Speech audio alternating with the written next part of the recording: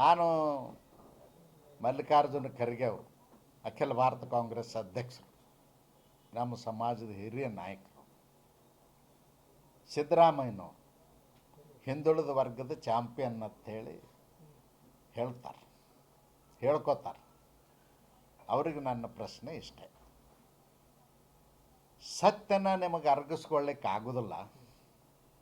ರಾಹುಲ್ ಗಾಂಧಿಗೆ ಚೌರ ಬೀಸೋ ಸಲುವಾಗಿ KN ರಾಜಣ್ಣನ ವಜಾ ಮಾಡಿದ್ರಿ ಮಂತ್ರಿಮಂಡಲದಿಂದ. ಹಾಗಾದರೆ ಇನ್ನೂ ಸತ್ಯ ಹೇಳಿದಂಥ 4 ಮಂದಿ ಹೆಸರು ಹೇಳ್ತೀನಿ.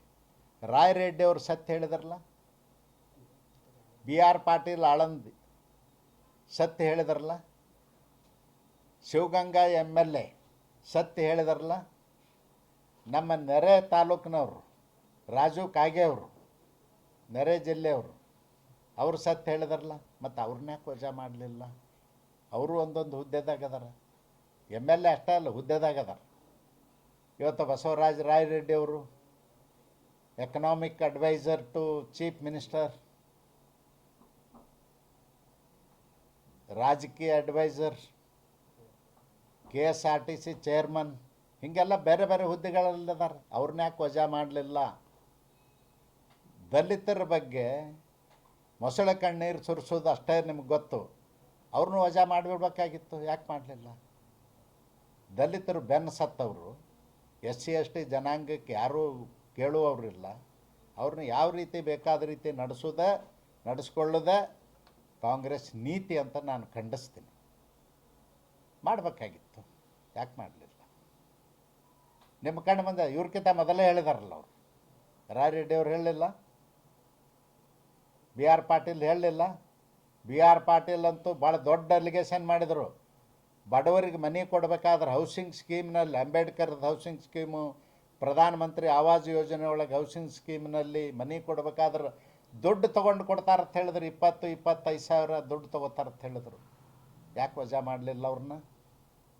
ಹೌಸಿಂಗ್ ಮಿನಿಸ್ಟ್ರನ್ನ ವಜಾ ಮಾಡಬೇಕಾಗಿತ್ತಲ್ಲ, ಅಥವಾ ಅವರು ಸತ್ಯ ಹೇಳಿದವ್ರನ್ನೂ ವಜಾ ಮಾಡಬೇಕಾಗಿತ್ತಲ್ಲ, ಯಾಕೆ ಮಾಡಲಿಲ್ಲ? ಅದಕ್ಕೆ ದಲಿತರಿಗೂ ಒಂದು ನೀತಿ ಅದು ಕಾಂಗ್ರೆಸ್ಸಿದ್ದು, ಮುಂದುವರೆದವ್ರಿಗೂ ಒಂದು ನೀತಿ. ಮುಂದುವರೆದವ್ರಿಗೆ ಏನು ಮಾತಾಡಿದ್ರು ಏನು ಮಾಡಿದ್ರು ತುಟಿ ಪಿಟಕ್ ಅನ್ನೋದಲ್ಲ.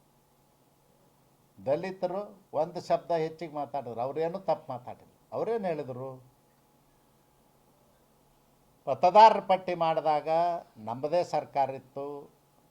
ಮತದಾರ ಪಟ್ಟಿಯನ್ನು ಚುನಾವಣೆ ಆಯೋಗದವರು ಮೊದಲೇ ಡ್ರಾಫ್ಟ್ ಸಾರ್ವಜನಿಕರ ಆಕ್ಷೇಪಣೆಗೆ ಬಿಡುಗಡೆ ಮಾಡಿದರು. ಯಾಕೆ ಹೇಳಲಿಲ್ಲ? ಮತ್ತು ಮಾಡಿದಾಗ ನಮ್ಮದೇ ಅಧಿಕಾರ, ನಮ್ಮದೇ ಸರ್ಕಾರ, ನಮ್ಮದೇ ಅಧಿಕಾರಿಗಳು, ನಮ್ಮದೇನು ಜವಾಬ್ದಾರಿ ಇಲ್ಲೇನು? ಅದಕ್ಕೆ ನಾವು ಜವಾಬ್ದಾರಿ ಇದ್ದೀವಿ ಅಂತ ಹೇಳಿದರು. ಸತ್ಯ ಮಾತಾಡಿದ್ದಾರೆ, ಅದರಲ್ಲಿ ಏನೂ ಅಸತ್ಯ ಮಾತಾಡಿಲ್ಲ. ಅವ್ರನ್ನ ವಜಾ ಮಾಡಿಬಿಟ್ರು. ಅಂದ್ರೆ ದಲಿತರನ್ನ ಒಡೆದಾಡೋದು ಒಂದು ಕಡೆ ಭಯದ ವಾತಾವರಣದಾಗಿಟ್ಟು ಅಧಿಕಾರ ಚಲಾಯಿಸ್ಕೊತ ಬಂದದ್ದು 60 ವರ್ಷ ಮಾಡಿದ್ದಾರೆ. ಅದೇ ಮುಂದುವರ್ಸ್ಬೇಕಂತಾರೆ.